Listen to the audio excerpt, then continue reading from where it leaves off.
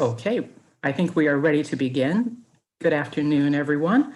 This is the Tuesday, October 13th, 2020 meeting of the Richmond Redevelopment Commission. And we have a quorum, so we will begin our meeting and call it to order. First item on our agenda today is the review of the minutes from our meeting of August 11th, 2020. Has everyone had an opportunity to review the minutes that were in the package? And are there any corrections or changes that need to be made?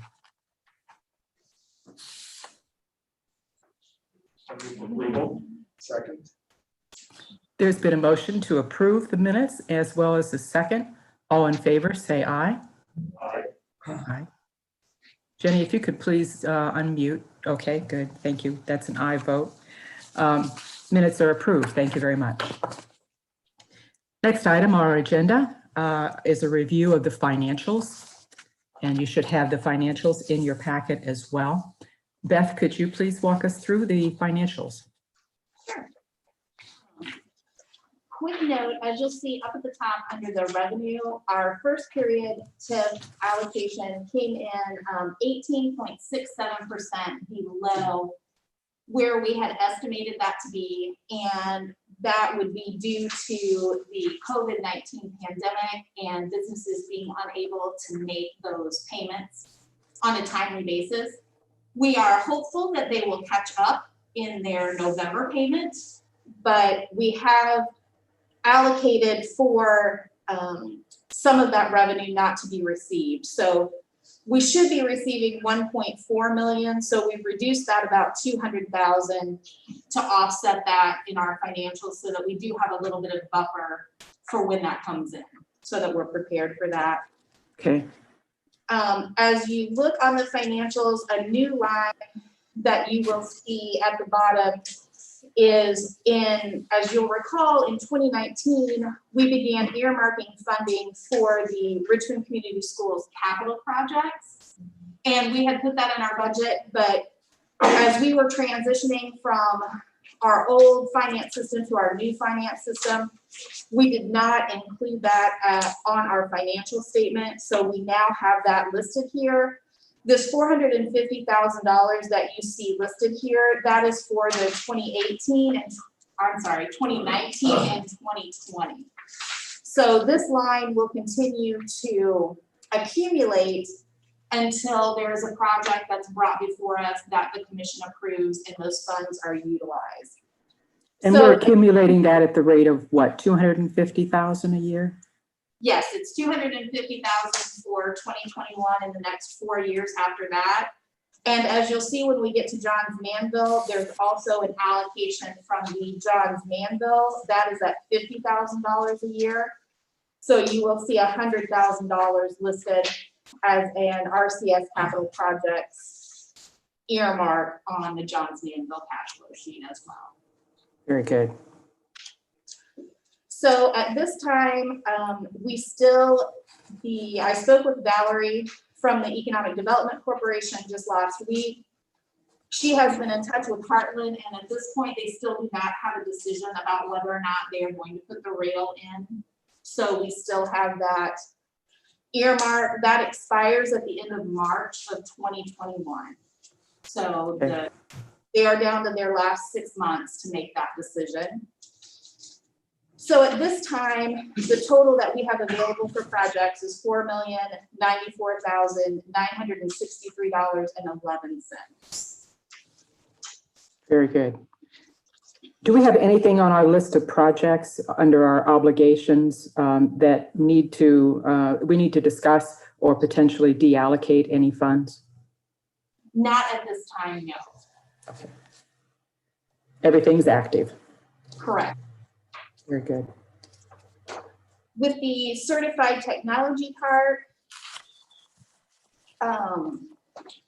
as you'll recall, previously in May, the commission deobligated the funding to Center City for the Stellar Communities Wi-Fi.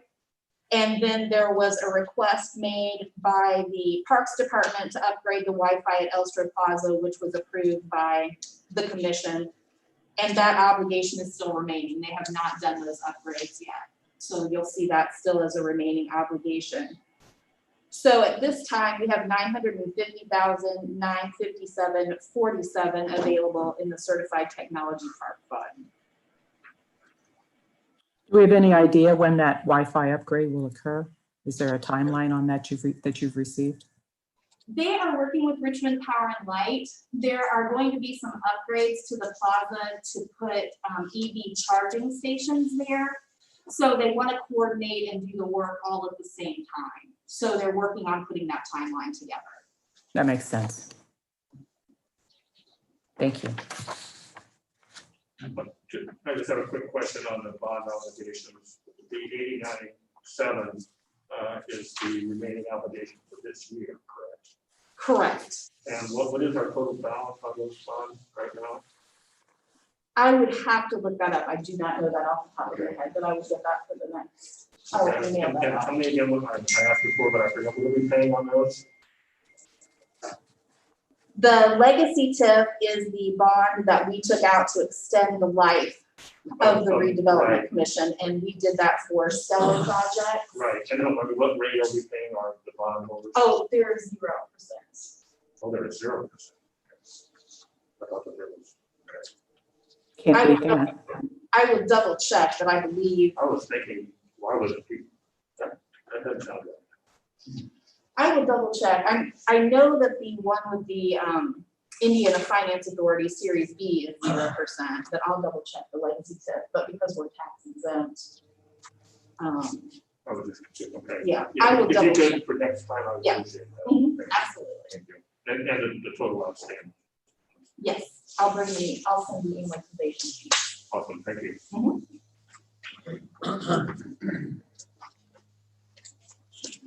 Johns Manville, you'll notice that there's no anticipated payment for December, and that's because Johns Manville paid their full year tax obligation all at once during the spring payment period. We do have the earmark for the capital projects there.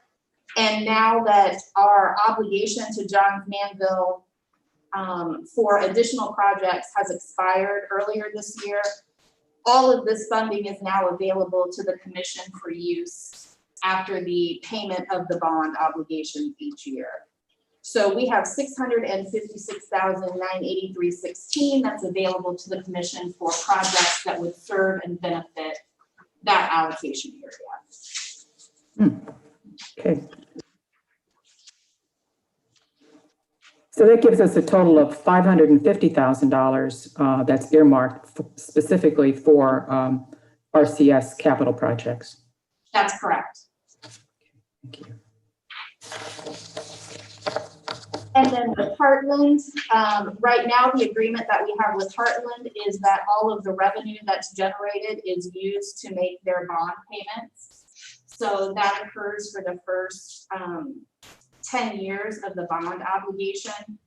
So the only funding that we're keeping back is for our potential professional services for Baker Tilly and for Ice Miller when they do our TIF neutralization each year, our annual report, and then other services that they provide for annual reporting. So currently there's another payment to be made, so that's why you see that obligation that we have there for their second payment. Okay. Well, thank you for updating the financials, Beth. I know we haven't had financial reports for the last couple of meetings because of waiting for information and getting some other accounting things squared away. So thank you for bringing these up to date. I think it gives us a more thorough snapshot of what we have. Are there any questions on the financials at this point from the commissioners? If there are no questions, do I hear a motion for approval? So moved. Second. I have a motion and a second to approve the financial statements of as of August the 31st, 2020. All in favor, say aye. Aye. Opposed, same sign. Financials are approved. Thank you. Okay, getting into our business for the day, we have two resolutions before us. The first one is resolution number 10, 2020, resolution authorizing the expenditure of funds, improvements to roadways and infrastructure within the redevelopment area. And Greg, I think you're speaking to this, correct? Thank you. Greg James, Director of Public Works and Engineering. The Indiana Department of Transportation is accepting applications for state funds to assist in local street paving projects. The state of Indiana can contribute up to 50% of the cost. Industries Road from US 27 to Union Pike is in need of rehabilitation. The total estimated cost to rehabilitate this section of road is $500,473. NDOT would fund 50% of the cost, or $250,236.50. And the city's proposed match of $250,236.50 would come from TIF funds. I might add that the grant application is due October 23rd, and that this section of road is located in the TIF district. It is a major collector road for the city. It's actually one of the biggest roads, widest roads that we have in the city.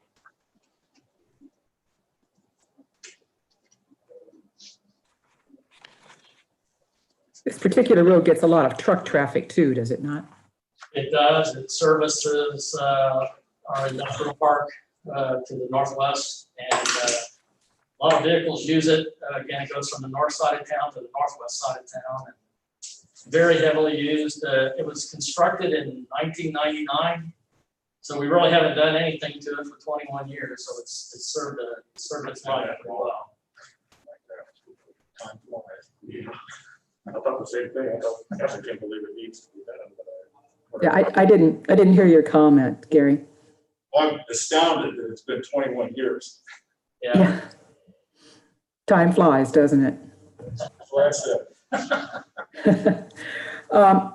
Greg, I had a question. Why was this particular section of road selected over other roads within the TIF district or the city or supporting the city? Sure. Again, we look at the Pacer rating system like we did on other roads when we come to make an application. This particular road, we rated around a 5. Some sections are probably a 4 that when you approach the bridge. Some of that part of the road will have to be totally reconstructed or full depth replacement. And so we were awarded close to $600,000 in earlier in the year, and we did with the TIF funds and other local matching funds, we were able to mill and pave over 6 miles of road this year. So it's contributed a lot to the improvement of the roads in the city and in the TIF district. Very good. Do we have further questions from the commissioners on this resolution? If there are no further questions, I will move to approve this resolution. I have a motion to approve. Do I hear a second? Jenny, okay. Okay, Jenny Lahman has issued the second. So we have a motion and a second to approve resolution number 10, 2020. All in favor, say aye. Aye. Opposed, same sign. Motion is approved. Thank you. Greg, you can go forward and get your application in. And I assume that we will hear about this application yet this year? Yeah, they said late November or December. Perfect. Good. Well, good luck with that. Thank you. The next item of business is resolution number 11, 2020, a resolution authorizing the expenditure of funds for the PLACE program. And Beth, I believe that you are speaking to this resolution. Yes, and the mayor gives his apologies. He was hoping to be here today to present this. This was something that he has been championing for a while, and we're excited to be able to present it today. This is the Placement Loans Accelerating Companies and Entrepreneurs Project, or the PLACE project. And the purpose of the project is to acquire vacant, abandoned, and blighted commercial structures along East Main Street in our downtown, in our central business district. And with these funds, we would bring them up to code. We would white box them so that they are ready for future use. These buildings would be made available through our Community and Economic Development Revolving Loan Fund. So if a business is interested in moving forward and having a storefront, we know that the cost of these buildings and bringing them up to code and white boxing them and preparing them for use will put a business upside down automatically due to the cost of the rehabilitation. And it doesn't make sense for us to continue thinking that someone is going to be able to invest that kind of money to begin their business there. So our hope is that we'll be able to become a catalyst and be able to help jumpstart that process in our downtown area by white boxing these buildings. So the entrepreneur would come to the revolving loan fund to request a building versus requesting actual capital dollars. So after they work with the Indiana Small Business Development Center and go through a vetting process to vet their business plan and their pro forma and their model for what they're doing, they would be able to acquire a building. For the first 5 years, they would be leasing that building. In the first year, the revolving loan fund and this program would subsidize the rental, the lease of that building at 75%. So the entrepreneur would be paying 25% in that first year. In the second year, they would then be paying 50% with the program paying the other 50%. And then in the next year, then it would go to the 25% and they would be paying 75%. The money that they're paying on their lease payments each month will act as the down payment. So at the end of 5 years or before that, should they choose, they could go and get traditional financing to go ahead and acquire the building outright. So that they would be the owners of that building. We would appraise the building and assess the building at the beginning of the process so they would know what that purchase price is up front as we determine what that lease amount would be. The other piece of this is it's really important for us to create density in our central business district and to have more people living, more foot traffic. So we would also renovate the upper floors of these buildings into housing. Ideally, we would love to see the retail individual live in those upper floors. And if they are willing to do that, then there would be a greatly reduced lease price for them for one of the units if there were multiple units upstairs to live in. If they choose not to, then we will lease out those units. The rental income that will come back from the rental of those units will be split 50-50. 50% of that will return to the Redevelopment Commission, and 50% of that will go into a special loan fund in the Community and Economic Development Loan Fund program that would assist with facade renovations, upper story housing, code improvements in low interest or no interest loans for the businesses there. As well as the funding that comes back in from the lease payments, 50% of that would come back to the Redevelopment Commission, as well as 50% of that would go into the fund, which would be allowing to turn over again within the ecosystem of the downtown and the central business district. So like a revolving situation where the monies would be used to finance the next project. Correct. So that applies to both the rent and the lease payments. Correct. We have had some conversations with Ivy Tech Community College and Richmond Community Schools as to doing, providing opportunities for some apprenticeships or for some projects for their trades classes so that they can get some hands-on experience and work. We're working through what that process would look like. We've also had several conversations with the Indiana Housing Community Development Authority in Indianapolis. And they are very excited about the program and are looking at the pilot and how they could replicate this if we're successful, how they could replicate this in other communities and create a funding source that would help to do this here and in other communities across the state. So we're working with them to kind of put these parameters together, as well as the Economic Development Administration, to try to put this as a model that can be used in other places and easily replicated. Beth, so that I understand how this organization is structured, this is a separate organization from the city. This is the Grassroots Neighborhood Coalition, of which you are president, correct? And this is a nonprofit organization? Yes. Okay. And the $378,000 that is being requested in this resolution is for the initial pilot. So we're talking about one building. Correct. Is that correct? Okay. And then I would assume that as we have other buildings that we focus upon, then there'll be a separate request for those. Correct. Yeah, this funding would acquire the building. It would do the facade rehabilitation on the building. It would also bring it up to code if there are any code issues, if it needs sprinklers, if it has several of the buildings downtown still have knob and tube electric that would need to be upgraded, potential plumbing, HVAC upgrades. And then it would also be used then to build out the apartments. So as we look at the apartments, at the square footage that we have, we're looking at, for 4 different apartment units, it would be approximately $78,000 per apartment unit to build those out. Okay. Jenny, I believe you had a question.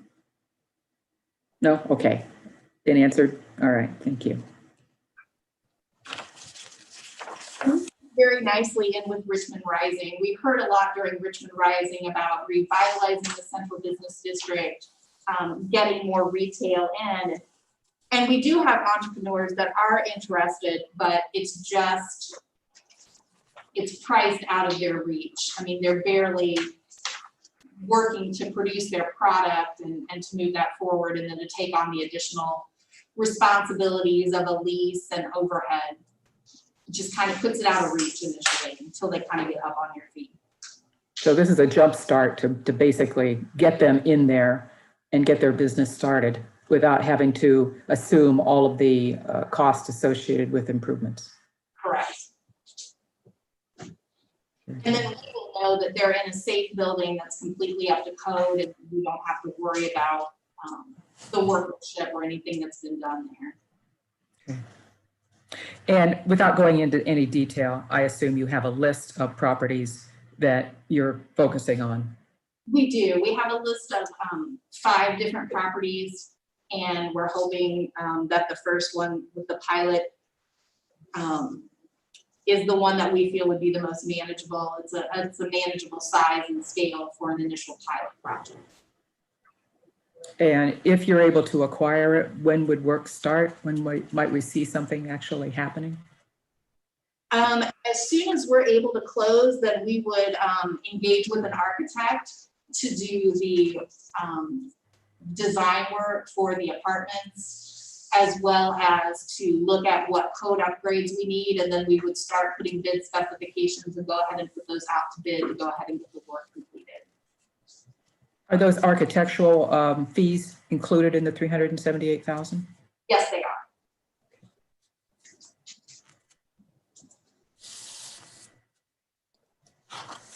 Questions from anyone else?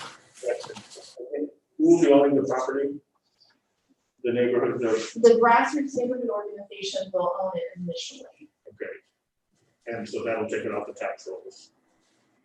There will still be taxes paid. There will because- still be taxes paid. Yes. So okay, so that's good. Yeah, because it won't be used for a nonprofit purpose. It's just the fact that they own it, so they will be property taxes. Yes. To generate. Good. Another couple of questions. How are rent and lease rates going to be determined? Are they going to be market rates? Yes. And so those will be, okay.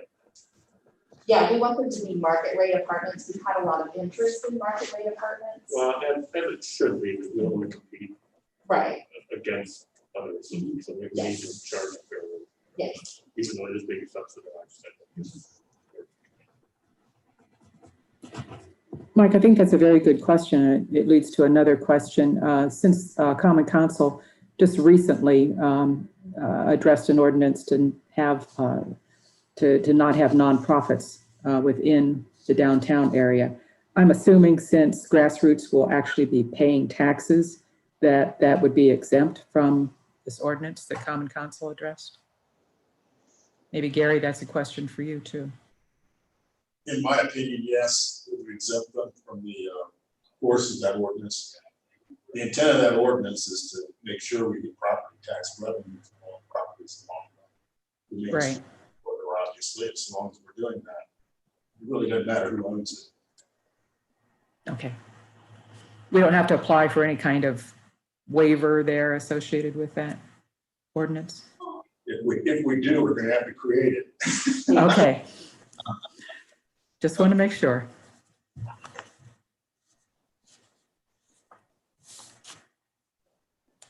Are there any other questions?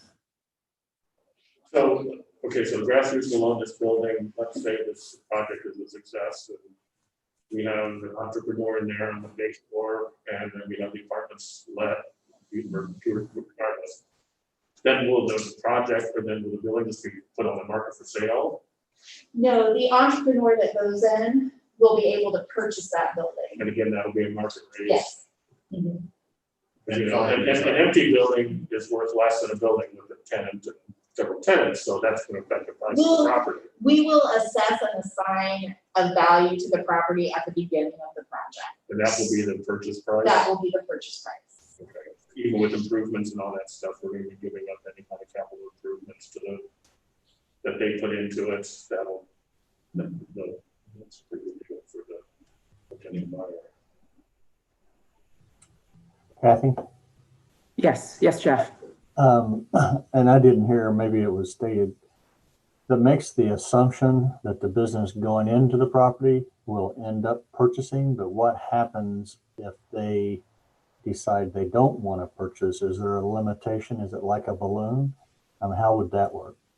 No, Good it's question. a 5-year lease, and then if they choose not to purchase at the end of the lease, then they would vacate the premises and it would come back to the revolving loan fund, and then another entrepreneur would enter into the building. Would we consider at that time putting the building on the market itself to sell without, I mean, I guess my thought is once we generated the money or for the cost of the business to start, and we have, you know, let's say for example, we spend $400,000 on one house, I would hate to have to spend another amount of money 5 years later if someone backed out of it. I mean, could we put it on the market at that time and not try to run it through the revolving loan fund? We could potentially, all of the conversations that we've had have been around if they choose not to stay there or they're not able to purchase that outright at that time, that it would come back to the revolving loan fund. It doesn't mean that at the end of 5 years, if they don't have the ability to purchase the building outright, that we're not willing to renegotiate a lease so that they can stay in that location. But at that point, it wouldn't be a subsidized lease anymore. So they would be paying full market rate for the square footage that they have. Okay, I guess that makes sense. I'm just thinking that once the building has been rehabilitated, we would not have, or the entrepreneur would not have that cost that you described in the beginning as being overwhelming. So to me, it would be market ready at that point. Correct. It would be at the end of their 5-year lease. Well, even at the end of the 3 year, even at the end of 2 or 3 years, we've already white boxed it. We've already, I mean, all that work has already been done. At that point, I would think that the fund or the initiative would not require any more financial backing for the rehabilitation of the building.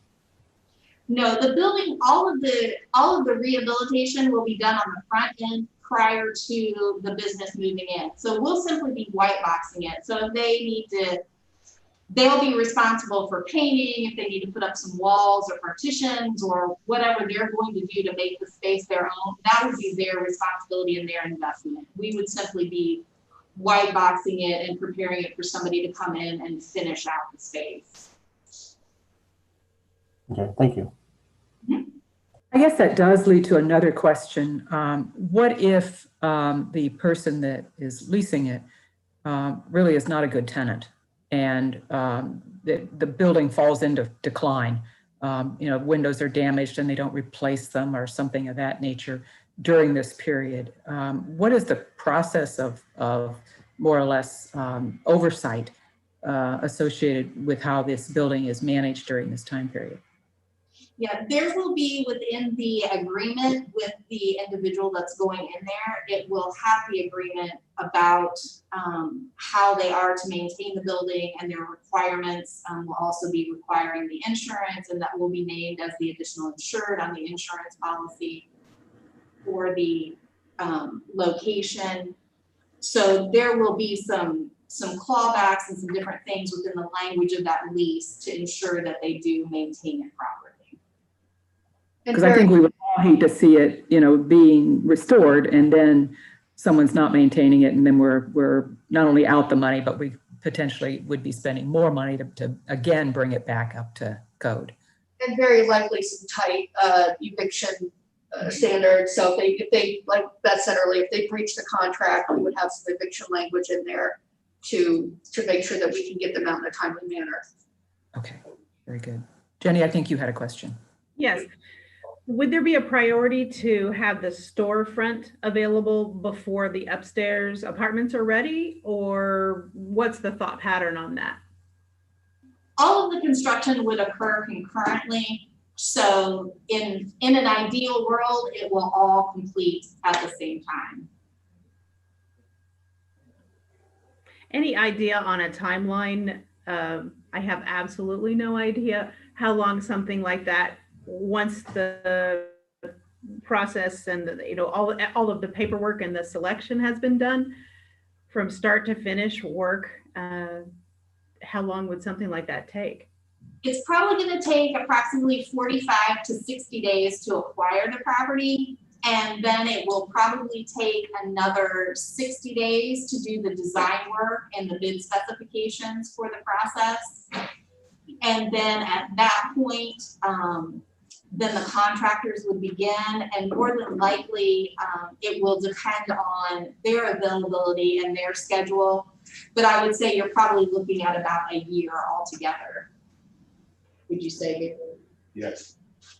If we're lucky. Yeah. Beth, would it be your expectation that after that acquisition period of 60 to 90 days and before any actual construction starts, that if there's apparent damage to the building right now, say windows are broken out or something of that nature, that you would go in immediately and do something associated with getting those fixed? Yes, if the pilot location has any broken windows or doors or any access that isn't secured, we will go in and immediately secure the facility. You say the roof, Same for the roof. if it was winter time coming. Yes. You don't want to Yeah. talk. And will these be triple net leases, I presume? Yes. And then on this meeting, we talked about the building, just before we started the meeting, we were talking about material costs skyrocketing and lousy product that's available and so forth.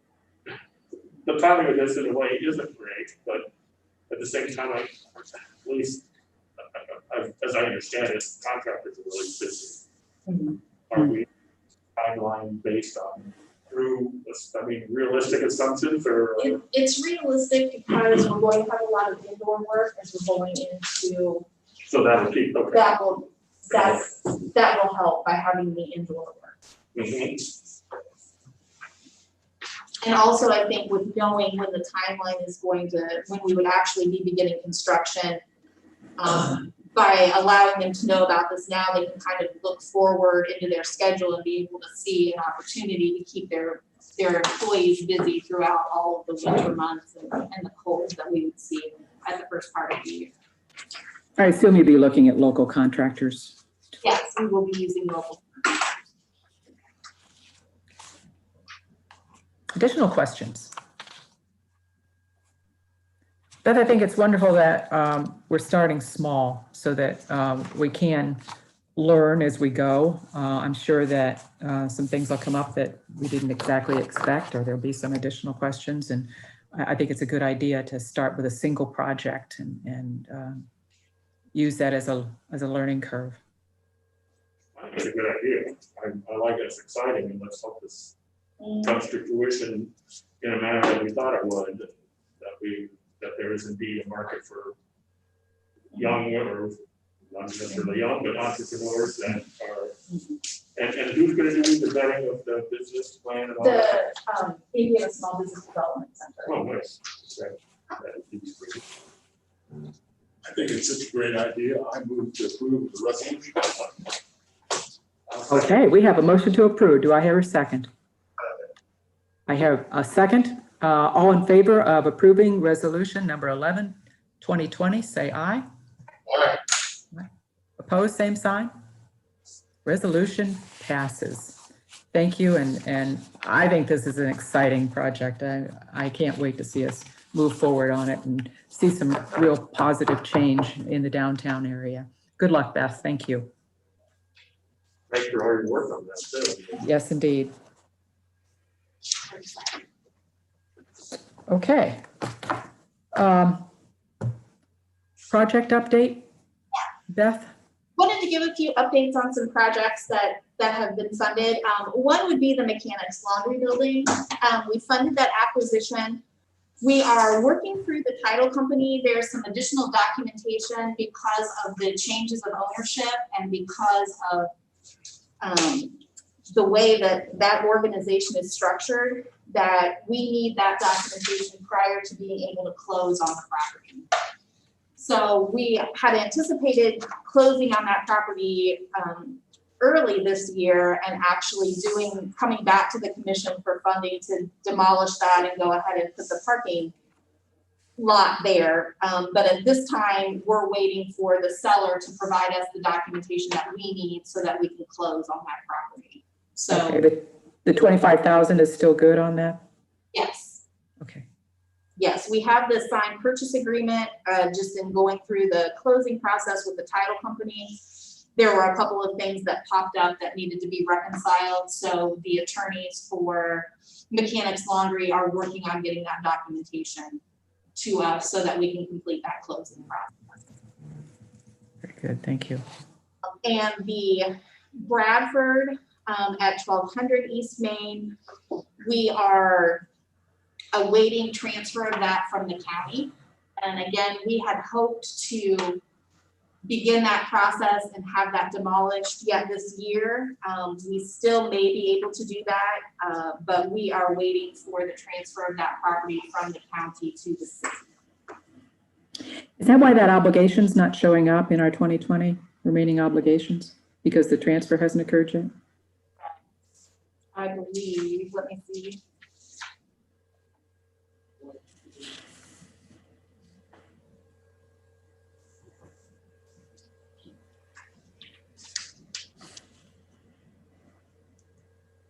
That would be the resolution 6, 2020, 1200 East Main demolition. That 230 is the remaining obligation. Oh, okay, I gotcha. I was looking at resolution 8, 2020, so. Thank you. Mm-hmm. So those are just a couple of things that we have been working on that we haven't talked about recently. So I just wanted to give the commission an update that those are still moving forward. We're just waiting for other parties to help us move those forward. Okay, thank you for the update. How about the depot regroup? The bid was given to Thor, and that contract has been signed, and they should be beginning that work. The bid came in at 43,000, and we had approved it. Great. Excellent. That should be completed shortly. Do we have other business to come before the commission today?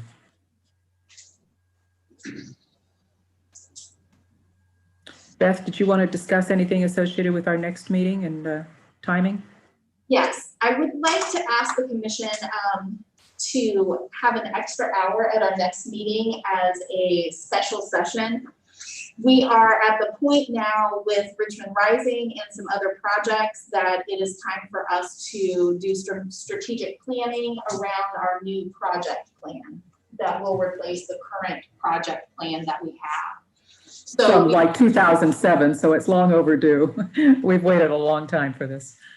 And we are just waiting on some additional information from ICE Miller in order to complete that. And I anticipate that we'll have that in time to get that to the commission prior to the November meeting. So that we can have a closed executive session for that. And then we would talk about that at our meeting then. That's for the 10th. Yes. Is everyone okay with an extra hour that day? We'd meet at 11 and then go to our regular session, our regular public session at noon as scheduled. Not after the 12 o'clock. Is that what you're saying? Yes, Okay.